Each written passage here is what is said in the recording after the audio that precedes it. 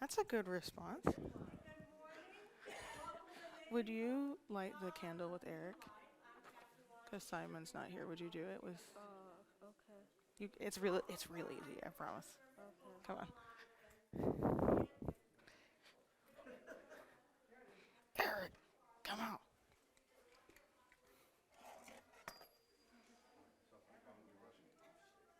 Oh Lord. Hold on.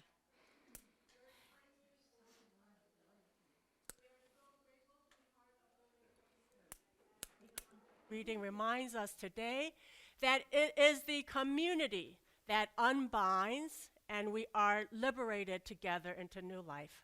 Come, let us worship God who breathes new life into us, all as a community together. All are welcome here, and all always means all. Come.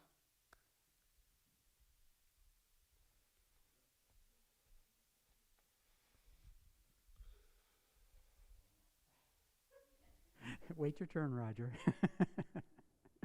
Good morning, church. I'm David Dana. Please join me in the call to worship, inspired by Psalm 130. Come out of the depths of the wilderness of all that has been lost. Push away the stone and wonder what glory could be.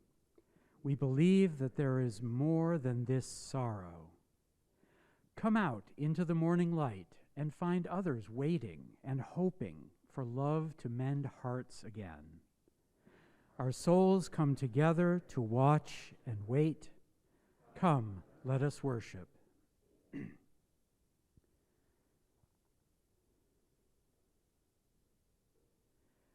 Let's pray the opening prayer together. Light the candle on the worship table after the spoken prayer. Okay. I have not been briefed on this. Gracious God, we gather in love of Jesus Christ and open ourselves to your Spirit. We open ourselves to your life in the midst of death. We open ourselves to your hope in the midst of despair. In the midst of confusion and uncertainty, we open ourselves to a new way of seeing things, a new way of understanding things in your love. Stir us in our depths and call us out beyond every resistance. Amen.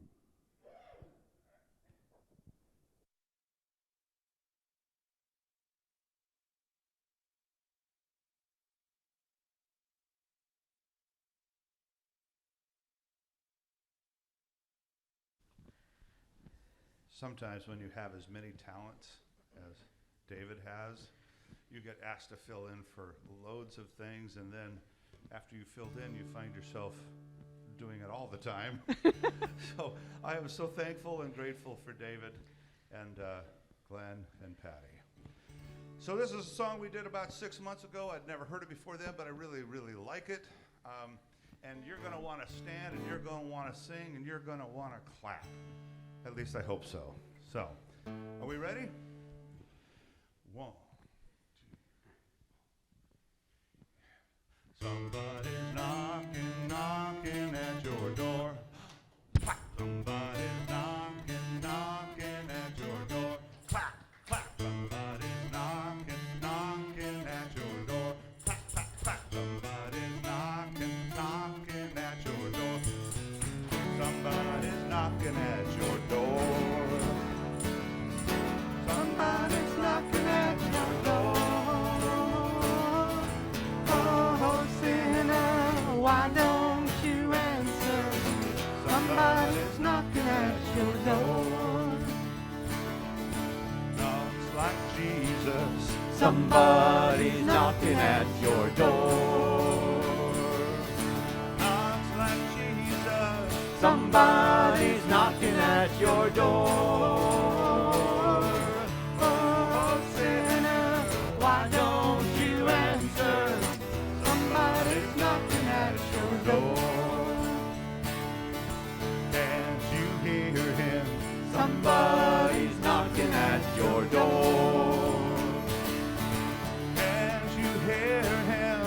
Somebody's knocking at your door. Oh, children, why don't you answer? Somebody's knocking at your door. Can't you hear him? Somebody's knocking at your door. Oh, can't you hear him? Somebody's knocking at your door. Oh, sinner, why don't you answer? Somebody's knocking at your door. Jesus calls you. Somebody's knocking at your door. Oh, yeah, now. Jesus calls you. Somebody's knocking at your door. Oh, sinner, why don't you answer? Somebody's knocking at your door. Can't you trust him? Somebody's knocking at your door. Can't you trust him? Somebody's knocking at your door.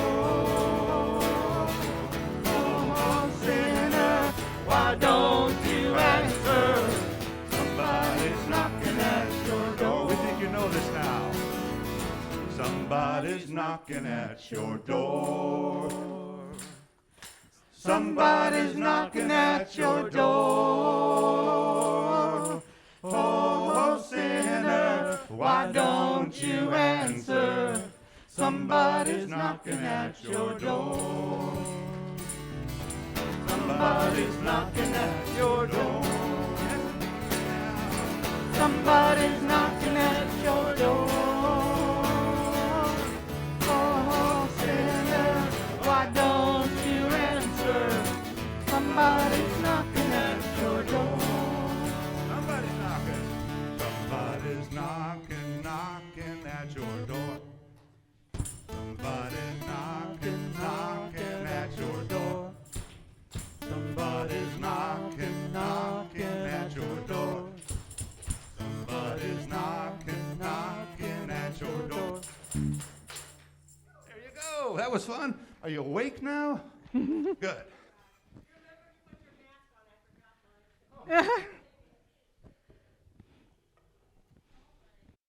Have all of the youth and young people come on up.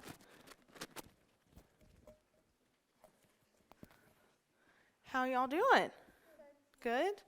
Love it. I love your haircut. It looks very nice. You didn't? Is it tucked in? Oh, well, it looks nice. All right, so objectively, Eric and Michelle have already practiced today. So, can I have you three scoot over and line up with Eric? Scooch back. Scooch back. Okay, think fast. That's all right. Think fast. And think fast. Think fast. And think fast.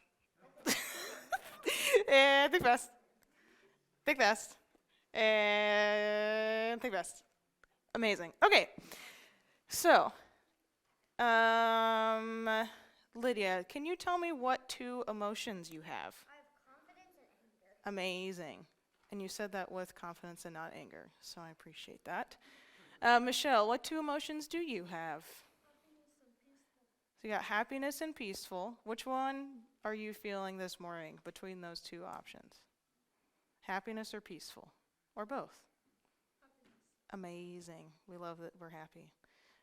Jack, what two emotions do you have? I only have anxiety. You have another one? I mean, I also have anxiety, so that's okay. We got anxiety and love, which are an interesting pair, you know. Now, Eric, please tell me what your two emotions are. Sadness and scribble. Amazing. Do any of us know what the emotion scribble is? Anybody? Scribble? No? That's all right. Now, between the two emotions you have, you're going to throw back to me, when you think of Jesus, what emotions do you think Jesus feels or represents? And yes, you have to give me one. Yeah. Okay, first up, we got confidence. I think Jesus is pretty confident. What else? We got Oh, love of God has fallen, but we have it because of Jesus. So, love. What else? Oh, gosh. Thank you. Yes, I did not think fast. Peaceful. Jesus is also peaceful. And what else? Sadness. Ha. So, wait, Jesus doesn't scribble? What do you mean?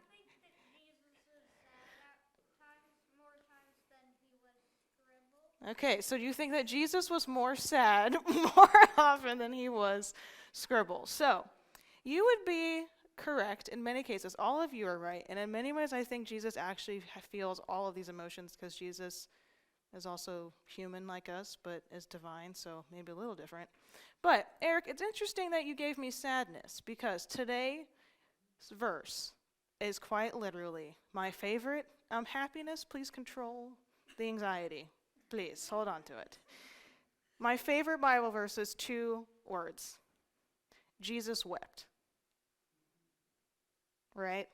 That a lot of times when we learn about Jesus and when we read the Bible, a lot of times it's just the good emotions about Jesus are like, look at this thing that Jesus did, or look at this thing that he said that's really reassuring. But this story actually shows us that Jesus also is sad and has the intense emotions. Yes. Jesus is still technically a human. Now, have any of you felt sad before? Yes.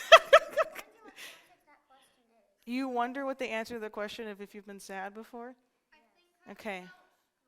You felt scribble? I mean, honestly, I feel like if chaos was an emotion, it'd be called scribble.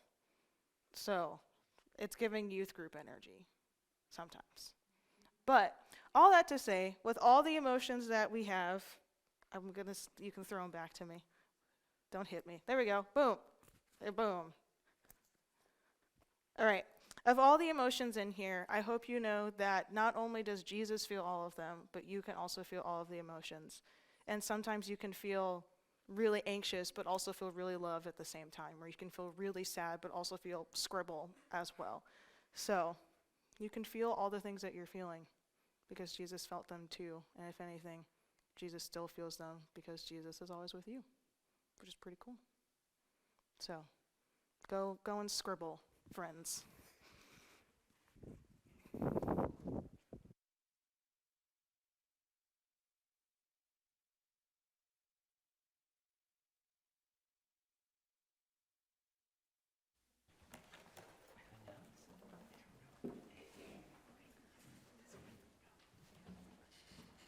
Join us on hymn 2158, Just a Closer Walk with Jesus.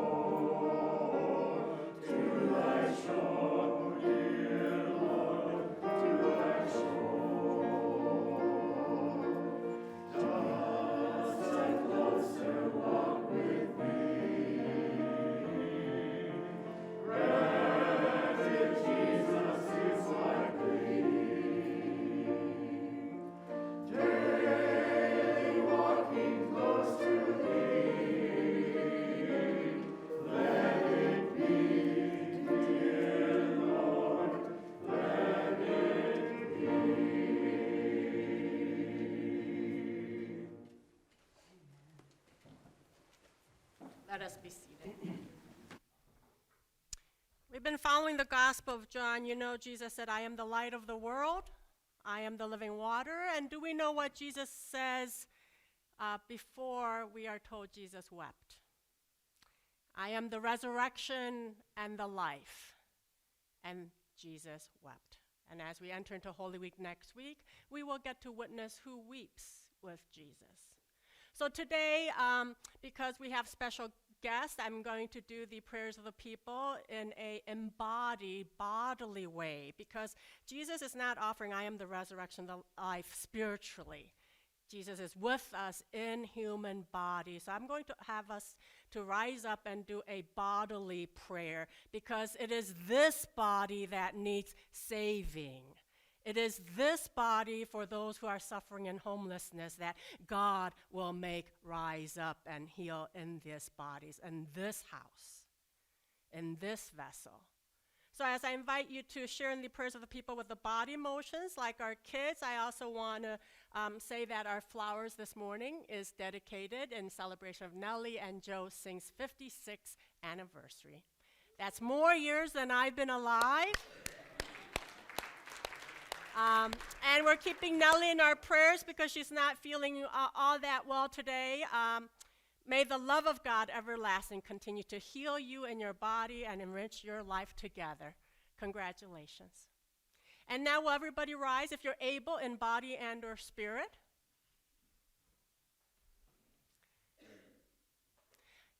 Because grief, loss of hope, and death, and I'm in death both literally and metaphorically, often disconnects us from our bodies, and our despair and sadness can be overwhelming.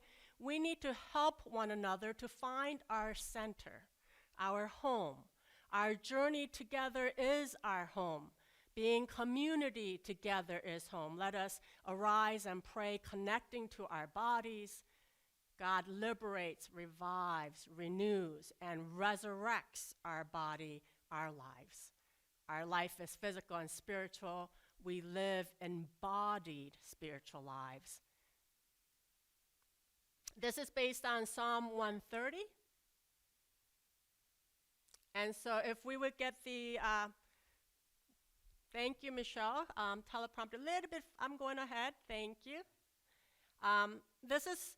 Today's story is on Lazarus. It is the community that unbinds Lazarus. We are saved together. We are called to unbind and liberate each other.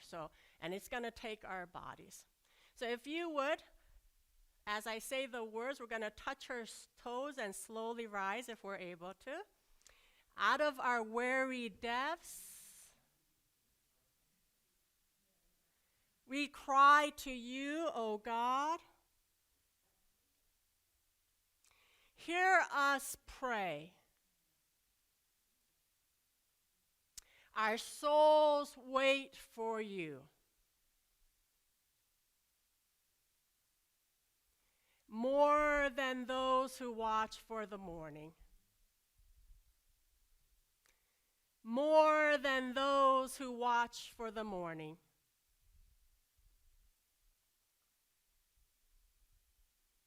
Everlasting is your wondrous love, and it is our great hope that you will revive us once again in our bodies. God will revive us. Amen. Let us be seated.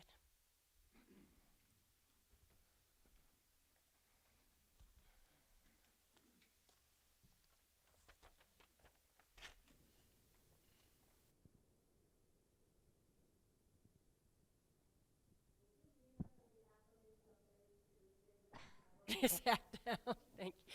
We are doing affirmation of faith instead of the Lord's Prayer because we're journeying with our confirmands, and they are working on their affirmation of faith. So let us share together.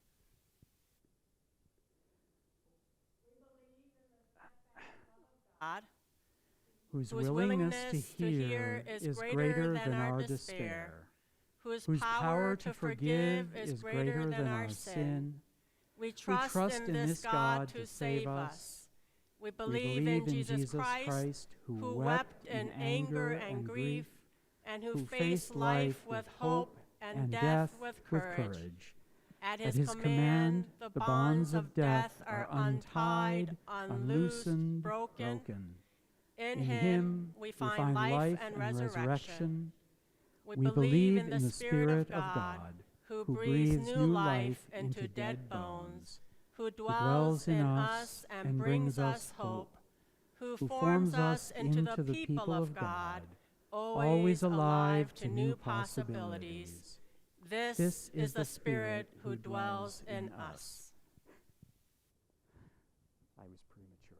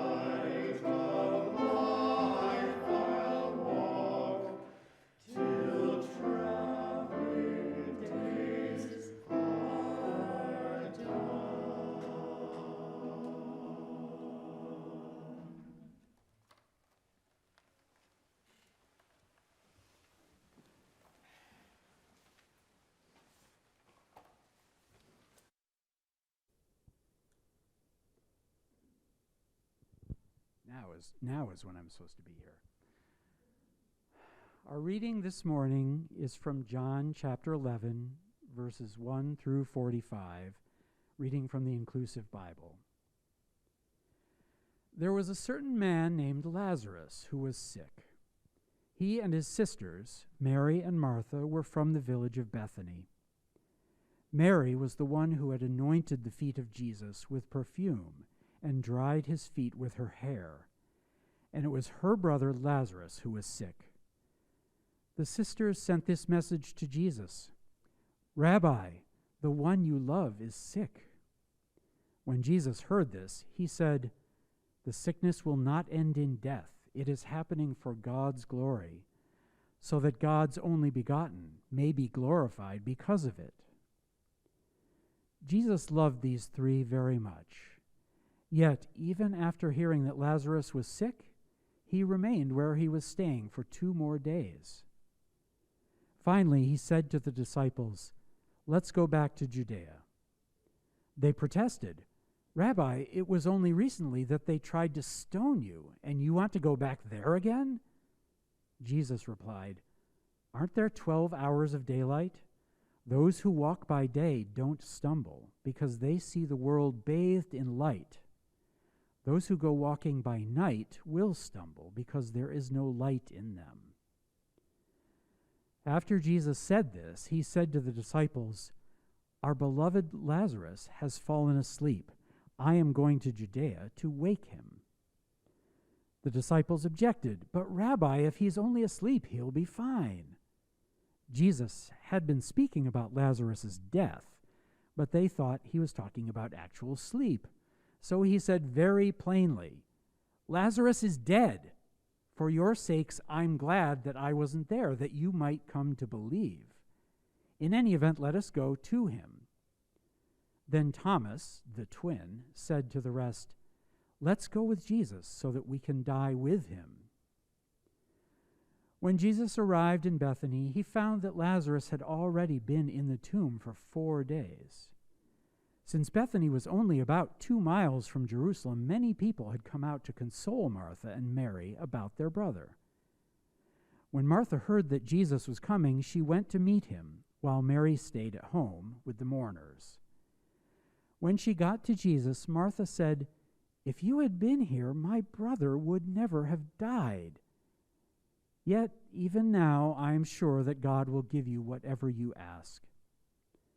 "Your brother will rise again," Jesus assured her. Martha replied, "I know he will rise again in the resurrection on the last day." Jesus told her, "I am the resurrection and I am life. Those who believe in me will live even if they die, and those who are alive and believe in me will never die." "Do you believe this?" "Yes," Martha replied. "I have come to believe that you are the Messiah, God's only begotten, the one who is coming into the world." When she had said this, Martha went back and called her sister Mary. "The teacher is here asking for you," she whispered. As soon as Mary heard this, she got up and went to him. Jesus hadn't gotten to the village yet. He was at the place where Martha had met him. Those who were there consoling her saw her get up quickly and followed Mary, thinking she was going to the tomb to mourn. When Mary got to Jesus, she fell at his feet and said, "If you had been here, Lazarus would never have died." Then when Jesus saw her weeping, and the other mourners as well, he was troubled in spirit, moved by the deepest emotions. "Where have you laid him?" Jesus asked. "Come and see," they said. And Jesus wept. The people in the crowd began to remark, "See how much he loved him." Others said, "He made the blind person see. Why couldn't he have done something to prevent Lazarus' death?" Jesus was again deeply moved. They approached the tomb, which was a cave with a stone in front of it. "Take away the stone," Jesus directed. Martha said, "Rabbi, it has been 4 days now. By this time there will be a stench." Jesus replied, "Didn't I assure you that if you believed, you would see the glory of God?" So they took the stone away. Jesus raised his eyes to heaven and said, "Abba, thank you for having heard me. I know that you always hear me, but I have said this for the sake of the crowd, that they might believe that you sent me." Then Jesus called out in a loud voice, "Lazarus, come out!" And Lazarus came out of the tomb, still bound hand and foot with linen strips, his face wrapped in a cloth. Jesus told the crowd, untie him and let him go free. Many of those who had come to console Martha and Mary and saw what Jesus did put their faith in him. The word of God for the people of God.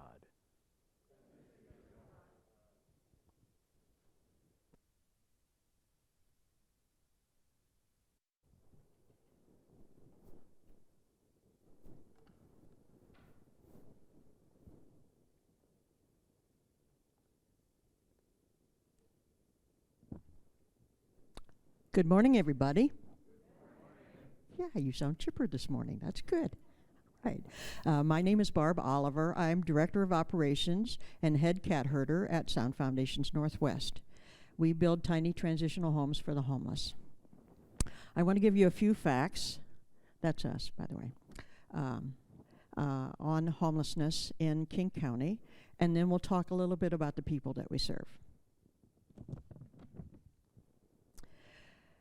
The Housing and Urban Development HUD does a annual what's called a point-in-time count, which is where they count all the homeless people in King County. And the last HUD point-in-time count revealed that we had 13,368 homeless people in King County. Okay. I'll tell you when to switch to the next slide, okay? All right, cool. So 13,000 homeless people. How many tiny homes do we have to cover that? About 700. So if you get into a tiny home, you basically won the lottery. The median length of stay of a tiny home resident is 114 days, which means roughly 3 people per year transition in and out of every tiny home. A little bit about the Hope Factory. Okay, next slide, please. Next slide, past that. That one right there, okay. So that's us. This is the Hope Factory. We normally, we produce the tiny homes, assembly line style. We normally have 12 homes in the queue at all times. And we normally complete what we call 4 out the door, 4 completed ones every week. On our website, we have our 4-year plan. So we have devised a way that by December of 2025, or what I have told Mayor Harrell, by the time you get reelected, we can get, if we do it right, 15,120 people off of the streets. That's every single homeless man, woman, and child with a roof over their head, a lock on their door, food in their stomach, and on to the next part of their lives. So what's holding us back? 2 things, money and politics. Politics I'll talk to you about at coffee hour. How much time do you have? No, just kidding. In our 4-year plan, we asked for 10 villages. City Council voted 2 villages. And here's a fun fact that we just discovered this week as I was doing my report. In the last 3 months, we've had 1,156 people volunteering, nearly 7,000 hours to build our tiny homes. So we have a lot of people, and I tell everybody, seriously, the most biggest hearts in the world walk through our doors every day. Okay, change the slide, please. Okay, that's us doing our volunteer hours. Okay, next slide, please. Okay. And this is what most people look like when they're going into the tiny home villages. She won the lottery. All right, next slide, please. All right. I could go on and on about the facts of the tiny home villages and everything, but what I'd like to do is to tell you a few stories. I think Jesus called them parables, right? With morals and all that fun stuff. Okay. So the first story that we're going to talk to you about is the baby bottle. I was in South End Village a little while ago, and while I was there, I met a man that was probably in his mid-20s carrying a baby bottle inside of his tiny home. And so we stopped, and I started to talk to him, and he started to tell me his story. And I promised him I would never use his name, so we'll just call him Dad. So Mom and Dad lived in South King County. Median income, both had good jobs, ready to start a family. And so they got pregnant, and they got pregnant with twins. Very, very happy, right? So the blessed day came, and when the day came, the first twin was born with no problem. The second twin, not so much. And that baby was in neonatal intensive care for about a month and a half and ended up passing away. In the meantime, Mom developed a heart condition. So here is Dad with this mom with a heart condition and a newborn. So Mom obviously had to quit her job because she was bedridden. Dad ended up quitting his job to take care of Mom and the baby. They went through all of their savings and then were evicted from their homes, and that's how they became homeless. They were in their car for 6 weeks. So can you imagine being the dad with a mom with a heart condition and a newborn in a car? So that's where they were until they got into South End Village and they got their tiny home. And what Dad said to me was, it's not a big space because our tiny homes are about 100 square feet, but we have a roof over our head and a lock on the door and we have food every day, and at some point we will get back to normal. So it's now about 9 months later. Mom's doing great. She's back to work. Dad's back to work. They're back renting in another place. They're out of the tiny homes. This is why the tiny homes save lives. Next slide, please. My friend Alex. Okay. This is Alex. This was back before we moved into the Hope Factory. We were in what we optimistically called the big tent. That's what this is, 3,000 square feet versus 15,000 that we have now. So in the tiny home villages, they have 3 people that are hired by Lehigh, the Low Income Housing Institute: the operations manager, which is like the mayor of the village, the assistant operations manager, and the case manager. And it's the case manager's job to talk to the people once they get out of the trauma of being on the streets into a place that's warm, safe, and dry where they can go and relax, and then they start thinking about the next parts of their lives. So Alex wanted to be a welder. He went through South Seattle College, and he got his 3-month degree, or 3 months degree in welding. Before he did that, he had everything that he needed. One of the churches sponsored his tuition and all of his tools and everything. And the one thing he didn't have was steel-toed shoes. So we were all talking and everything. And then the very next day, there was a church that was building with us. And one of the members of the church found out what size shoe he had and went out and bought him steel-toed shoes and literally sat them on the doorstep. So when Alex came out, there were his shoes. Okay, blessings, right? So this is a picture of Alex with his certificate. Alex spent a couple more months in the tiny home village, and welders make really, really good money. And so he said, I don't need your low-income housing. I'm just going to go off on my own. And so that happens quite a bit. Some of them go into low-income housing, and it's fine. Some of them go off on their own, and that's fine too. Next one. Sonia, my buddy. Okay. If you haven't figured out by now, this is personal to me. These are my friends, okay? And I tell everybody, if you have 3 hours, I'll tell you 100 more stories just like this. Sonia, 3 months after she got her tiny home, found out she had brain cancer. So the picture on her left is a picture of her after her first surgery with her scars on the head and everything. And you notice her best friend Lily's got her arm around her. So Lily was there to take her to the bathroom and take her to the shower. Somebody else from the village took her food every day. Somebody else from the village made sure she got meds on time. The person with the car took her to the doctor. The woman on the left would have died in the streets. How many more die in the streets? In 2022, there was 160 deaths from fentanyl overdoses. In 2021, 0. Violent crime in the streets has doubled 2022 over 2021. Sonia would have died. How many more are dying? That's why I go to work 6 days a week. That's why I'm dressed like this, is because I'm headed that way after this, to build home number 341. The woman on your right is Sonia now, with her best dog, Princess, in her permanent housing. She is an artist. Her medium is crayons, and you can see there, she's not only living, she's thriving. Thriving. That's where we want to get people. Last year alone, we got over 2,000 people like Sonia off the streets into permanent housing.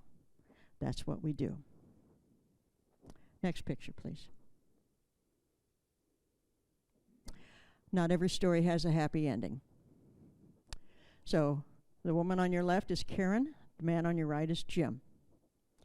In Camp Second Chance, where this was, they have a seniority system. So Jim was there, and he was on the wait list, and he was the next one that would come up. And about that time, Karen came in. She was living in her car for about a year. And Jim said to Karen, "You can't live in your car. I'm going to give you my home, so you take my home."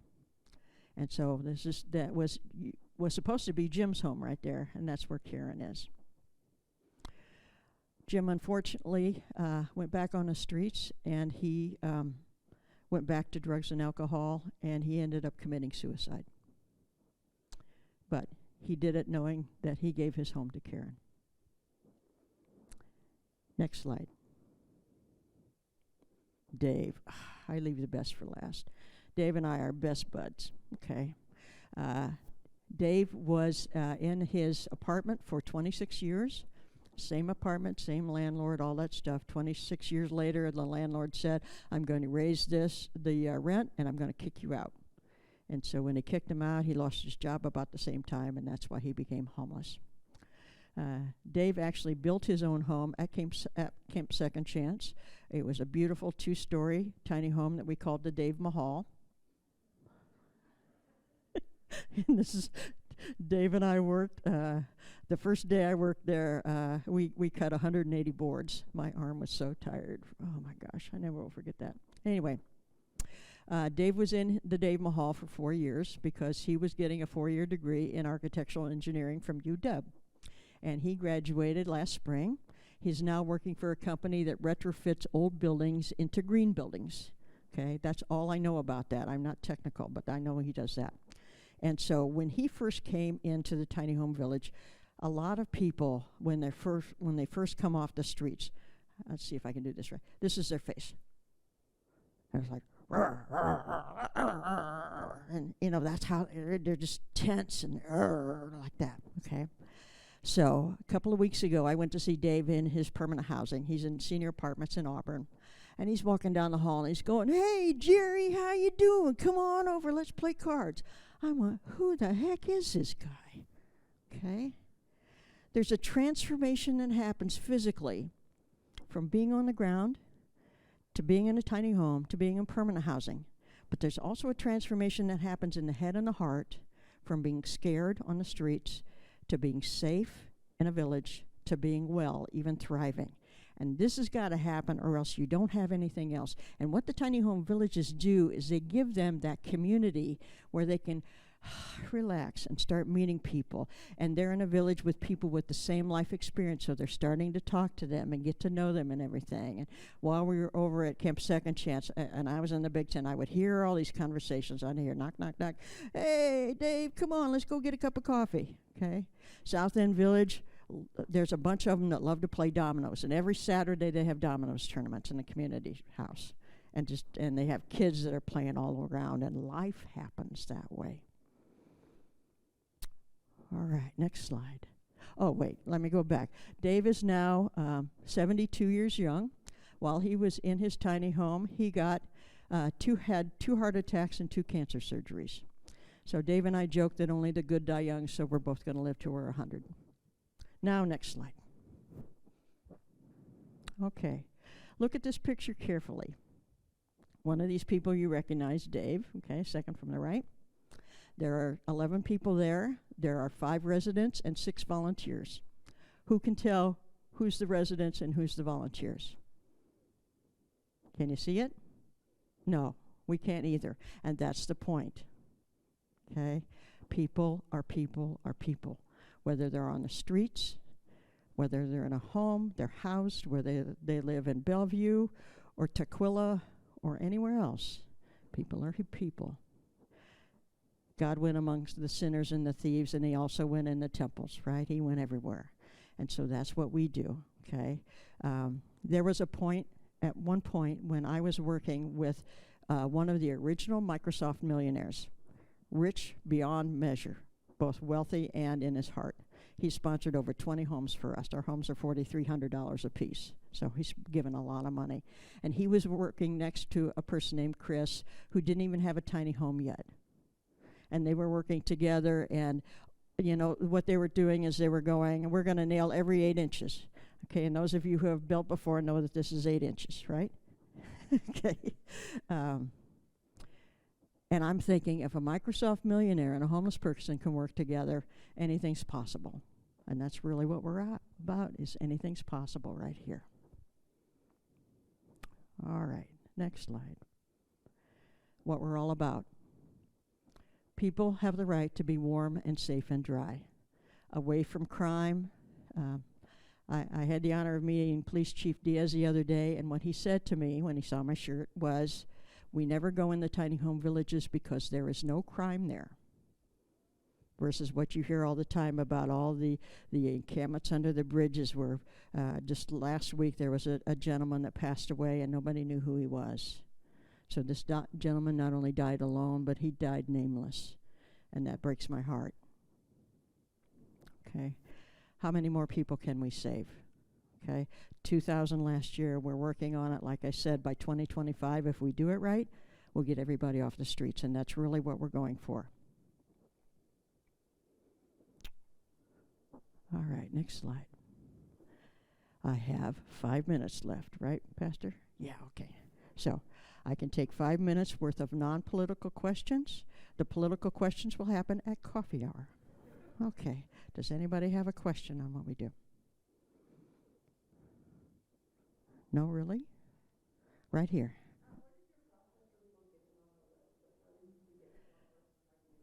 How do you get on the list for the tiny homes? That's a good question. The city of Seattle has a group called the HOPE Team. HOPE, not related to us, stands for homelessness, something, something, something, I don't know, but it stands for something because it's a city agency. And these are people with social work degrees that go out into the community and they find people and interview them and get them into the tiny homes. If you're a homeless person and you want to get a tiny home, the way you do it is you go online and you go to the HOPE Team page and you fill out a 15-page blah, blah, blah, okay, which makes no sense because homeless people usually don't have internet access. But they do have phones, okay?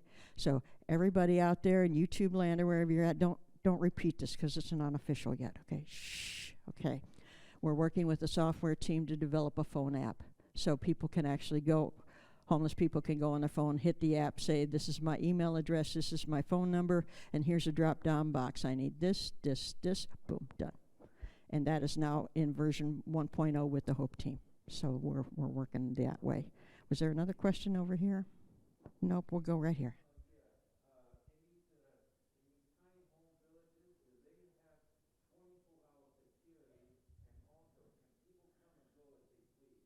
The question is, do they have 24-hour security and can people come and go as they please? Yes and yes. The residents, all the tiny home villages are all self-governed, and every tiny home village resident must do at least 1 4-hour security shift. So they do their own security. And can they come and go as they please? Yes, they can, but they sign in and out. Okay. There's a 6-foot wood stockade fence around there for security with a door that's locked. And so that prevents other people from coming in and disrupting the flow. Yes, ma'am. I didn't hear your question. Or the house, I didn't. How do you tell one home from the other? We call them homes, by the way, because people live in homes. We have 2 basic color schemes. One is earth tones, which are greens and browns, and we have sky tones, which are grays and grays and grays. That's a Seattle joke, okay? Blues and grays. So in this particular village, they were all gray down that row, but there are different color schemes. So good question. Yeah.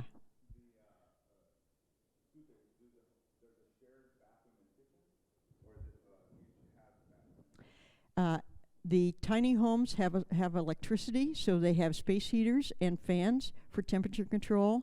And then in the village, there is a community bathrooms, kitchens, laundry facilities, pantry, something else, community meeting spaces, that kind of stuff. Yeah, right here.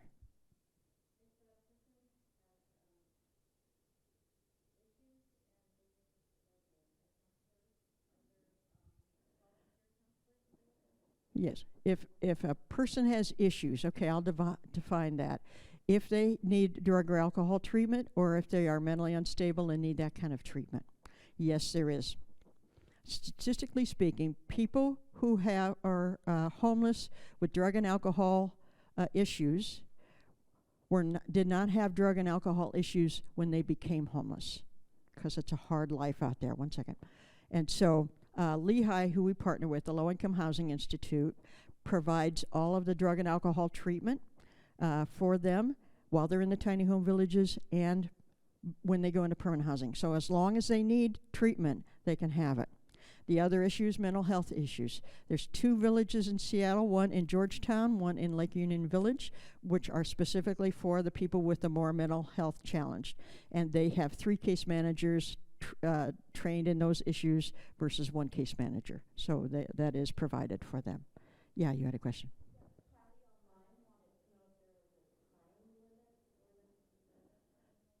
Is there a time limit for the residents to be there? No, as long as they are going to the next part of their life. So like I said, the median length of stay is 114 days, but my friend Dave was there for 4 years because he was getting a 4-year degree. So, yeah. Cool, yes.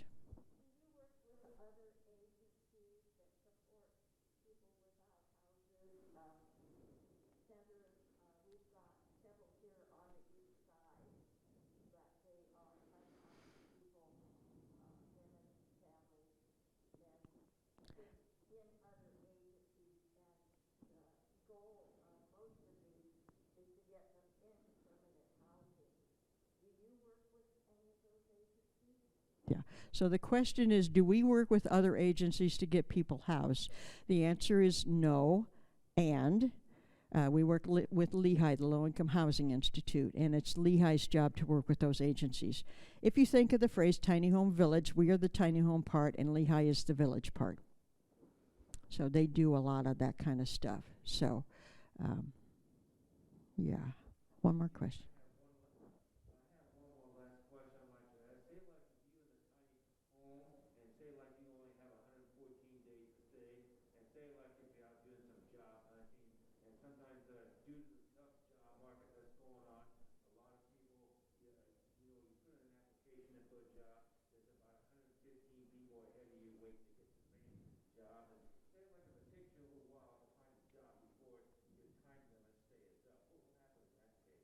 Okay, so the 114 days is not a time limit. It's an average. It's a median length of stay. So if they need more time to get a job or go back to school, then they get the time. The average is 114 days, but like I said, it just depends on, and that's why the case managers work one-on-one with the residents that way. Okay.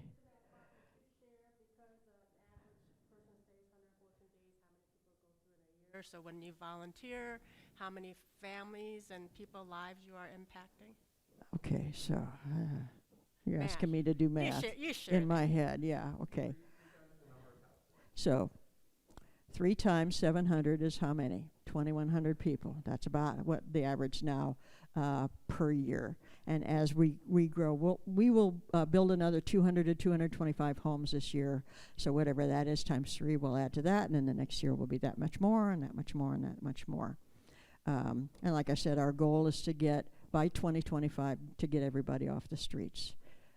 Is that good enough math for you? I'm an English major. Well, it always impressed me when we go volunteer. We've had 6 people go from Aldersgate, and your emphasis that every time someone comes and volunteers, the number of people you are impacting when you volunteer Right. those 8 hours.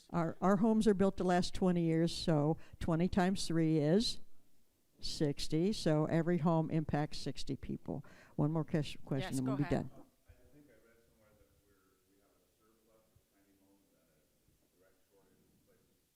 That is absolutely incorrect. Yes. That's from my friend Danny Westney, who gets about 90% of everything I say right. And that's one of the things.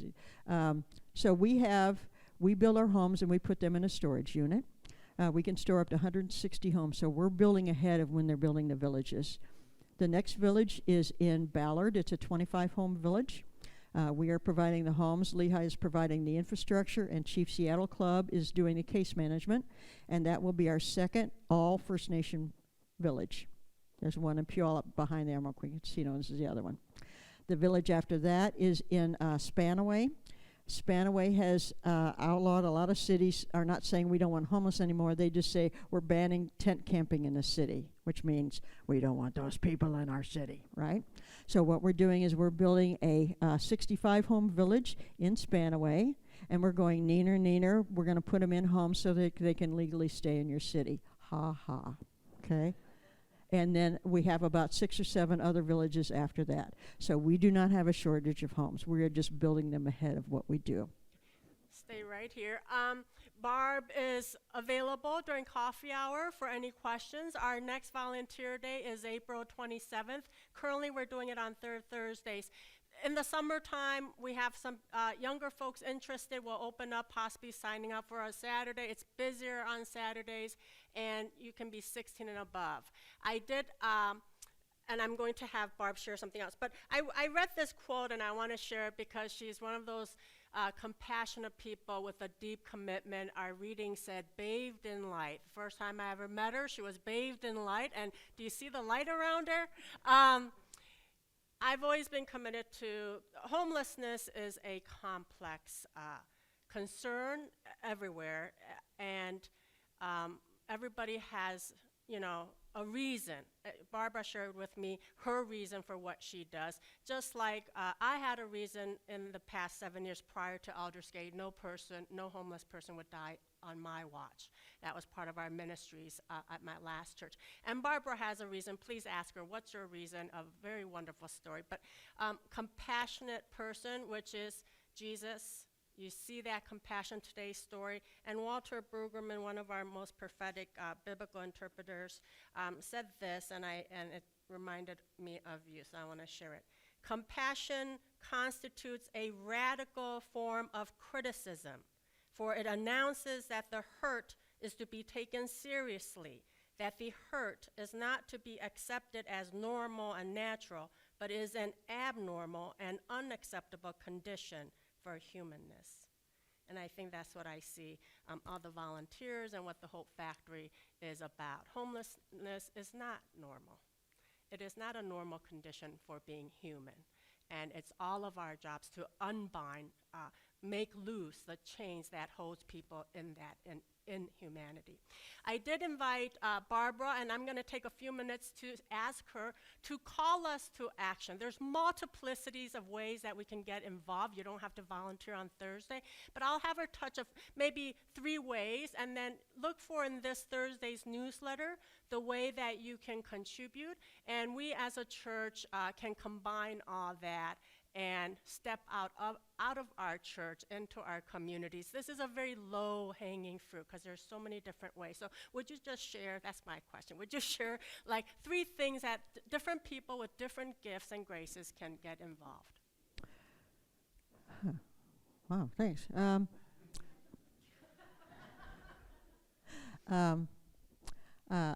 Our homes cost $4,300 to produce. That's construction costs. 96 cents of every dollar goes directly into the homes. Okay, so we have a very low administrative cost. So we're always looking for people to sponsor homes, which is to buy a home or part of a home or multiple homes or whatever you can afford. So that's one way. Second way is actually to get involved. We build every day but Friday. So you can come as a group, like Pastor said, or you can volunteer individually. If you go on our website, you can find out all about that.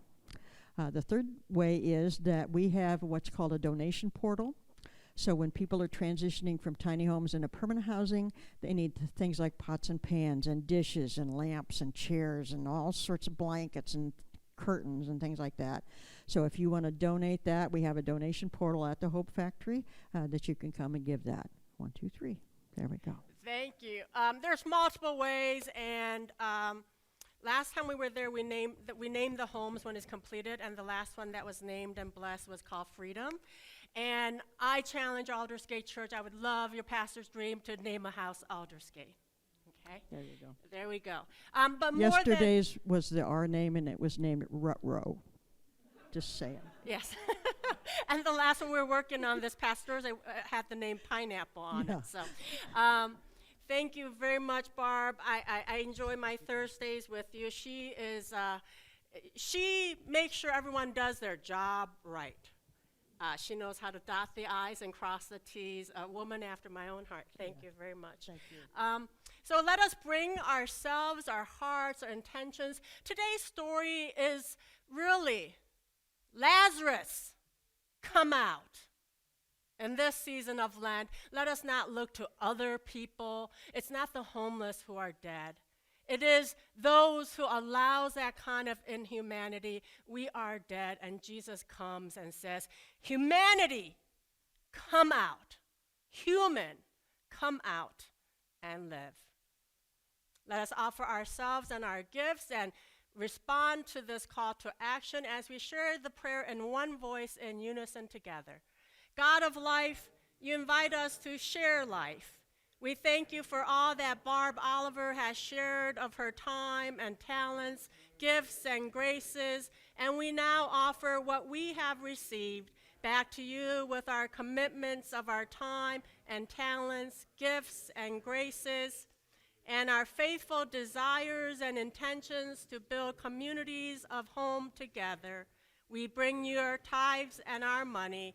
Receive and bless it as we pray that they may bring life and hope to those who receive them, as well as the joy that we can be faithful givers. Amen.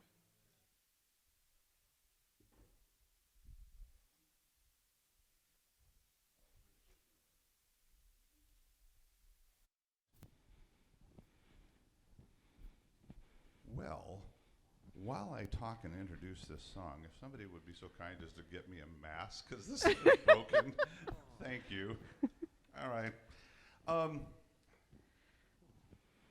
always feel better talking when I have a guitar in my hand. So this is a song that came to me back in 2017, and we had done a couple of years. Thank you so much, David. We had done a couple of years here at Aldersgate of a day of service. And it was a day when we would find projects and go out and do them together in the neighborhood. Sometimes we would help somebody with yard work. Sometimes we would do cleanup. There's all sorts of different things that we could do. And it was a lot of fun. A pandemic, like a lot of things, interrupted a lot of our traditions, just like this one. But I wrote this song because there's a lot of things I still don't understand about being Christian, and I certainly am still learning. And one of the things that I learned and wrote this song for is that we don't become Christians by coming to church. We come to church to learn about being Christian. We become Christians by taking that message out of the church and into our communities. And a lot of people, including myself, thought otherwise. I mean, it seems like, oh, you're Christian if you go to church, and you're not Christian if you don't. Well, this turns that on its head. So I hope you like it. It's called, and I apologize to pastors everywhere, it's called Everybody Leave the Temple. And you can see why I apologize to pastors everywhere. So here we go. Okay, one. You can stand up if you want. What? They can stand up if they want. Oh, you better stand up. You're going to want to. Yes, thank you. 1, 2, 3, and...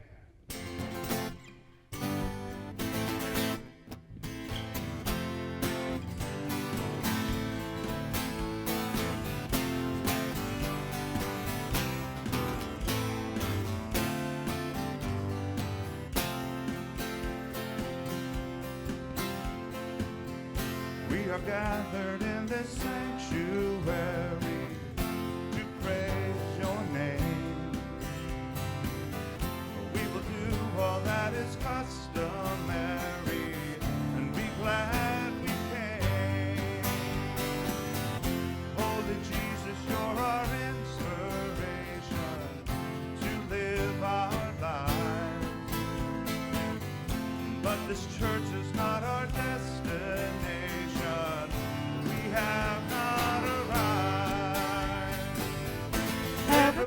Everybody leave the temple. Come on now, get up off your seat. Let's all rise and do the work of Christ and take his message to the street. You know, church is not that simple, not just a pretty place for you and I to meet. Let's all rise and do the work of Christ and spread the gospel with our feet. Jesus, Lord, you are the great example.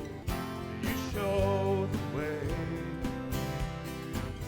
We all have gifts that are much more than ample to give away. We have gathered in the sanctuary to be inspired. But we are all the church's emissaries. Rise up your high. Everybody leave the temple. Come on now, get up off your seat. Let's all rise and do the work of Christ and take his message to the street. You know, church is not that simple, just a pretty place for you and I to meet. Well, let's all rise and do the work of Christ and spread the gospel with our feet. Everybody leave the temple. Come on now, get up off your seat. Well, let's all rise and do the work of Christ. Take the message to the street. You know, church is not that simple, not just a pretty place for you and I to meet. Well, let's all rise and do the work of Christ and spread the gospel with our feet.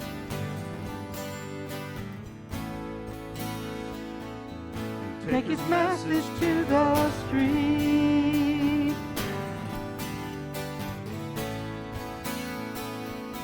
And spread the gospel with our feet.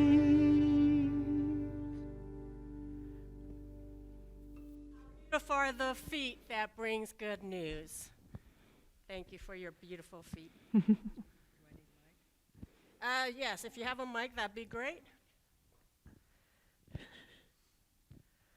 If you would bless us out of the temple. You don't have to apologize. That's what pastors want. Bless us out of the temple, please. People, we cried to God from the depths, and God heard our voice. We came with our burdens, bound by our fears. We leave this place with hope, released to serve a living God.